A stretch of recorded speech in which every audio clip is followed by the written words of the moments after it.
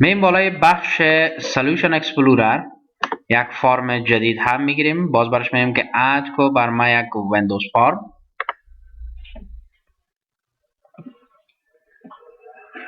فرم 8 است. اد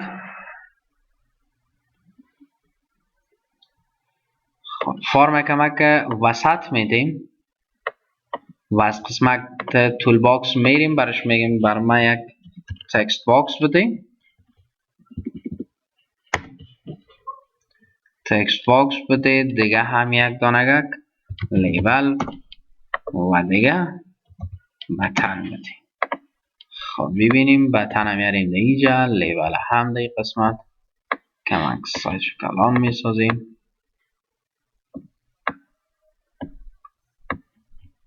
به این شکل تنظیم میکنیم و لیبل کمک هم وسط میدیم. از بخش پراپرتیز لیبل میم، لیبلش برش میگیم فرض کن که این باشه پسورد مثال، و تکست باکس هم برش میگیم که باشه تکست باکس. در قسمت پراپرتیز از این میریم و تکست باکس نام میدیم برش میگیم که txt password. این نام از این تکست باکس باشه. بطن هم کلیک میکنیم، نام بطن باشه btn اوکی باشه و میریم در قسمت تکستشون برش میگیم که اوکی. خب این کار که انجام دادیم. حالا اگر میریم از قسمت پراجکت ویندوز اپلیکیشن، از اینجا انتخاب میکنیم فرم 8 و بعد استارت میکنیم.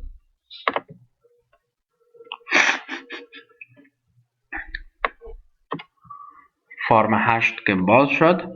حالا مجرده که میگیم اینجا پسورد اگر تایپ کردیم، فرض کنیم مثال میگیم که اگر ما پسورد تایپ کردیم 1 2 3، مجرد که می اوکی گفتیم، اگر درست بود فرم دیگر را باز کنه که به نام مین فرم است.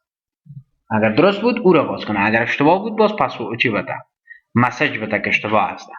خب پس مییم در قسمت بطن، بالای بطن دبل کلیک میکنیم. نام تکست باکس ما شما چی بود؟ نام تکست باکس ما شما بود به نام txt password. خب برش میگیم که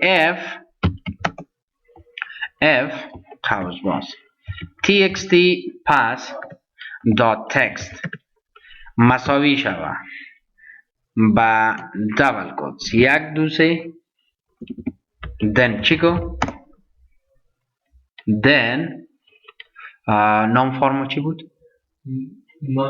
مین فرم فرم مین فرم دات شو اگر درست، اگر نبود else. اگر اشتباه بود چی کنه؟ اگر اشتباه بود مسیج باکس دات شو کنه. چی مسیج باکس باشه؟ invalid password. یادتان میاد درس قبلی؟ خب اینا یک بار استارت میگیم. اگر من پسورد غلط درج کنم اوکی بگویم invalid password. اگر بیایم اینجا بگویم که 1 2 3 چی باید کنه؟ مین فرم باید باز کنه. اوکی می مین فرم باز کرد، اما خودش دیگه نباید باشه. وقتی مین فرم باز کرد خودش اتوماتیک چی شود؟ کلوز شود. خب پس مییم باز بالای از این فرم کلیک میکنیم، میگیم که مین فرم وقتی که شو کردی باز در این صورت چی کو می داد دیسپوز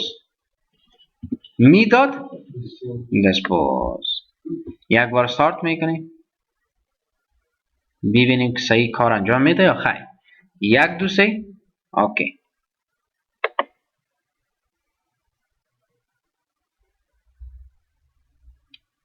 هر دوش کلوز کرد.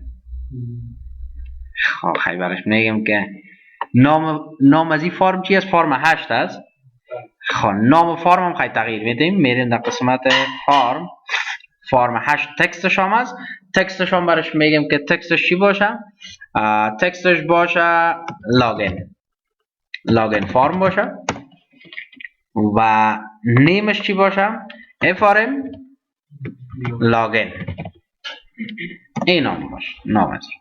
خب اینا رو میگیم در قسمت از این صفحه باز این صورت برش میگیم که frm login دات چی کو دیسپوز کو. اگر صحیح بود استارت میگیم.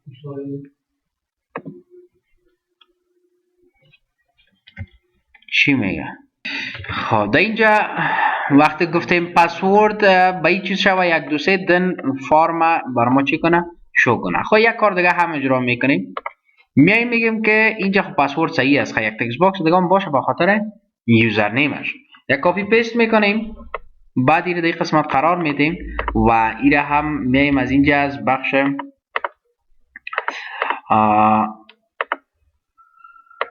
قسمت پراپرتیز از اینجا بر ما میگیم که چیکو تکست از این قرار بده به یوزر نیم. بله و این دیگه هم پسورد است. درست است.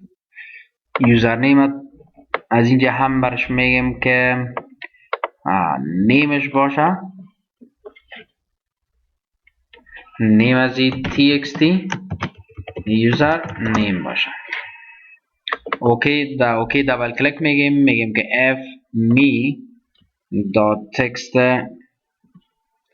f text password dot text مساوی شو به این چیز. باز برش میگیم که and text username dot text مساوی شو و دبل کوت فرض کنین برش میگیم که مشال دبل. اگر امیر پیشتر از این بگیریم یوزرنیم خوبتر میاد. یک کار انجام میدیم که اینی را از اینجا چی میکنیم؟ کات میکنیم. در اینی قسمت پیستش میکنیم و اینی اند هم از اینجا کات میکنیم. بعد از مشال اینی قسمت پیستش میکنیم. میگیم اگر یوزرنیم مساوی به مشال شد و پسورد مساوی به 1 2 3 شد دن چی کو فرم بر ما شو کو مین فرم بر ما شو. اگر نبود باز مسیج بده. خب یک بار استارت میگیم.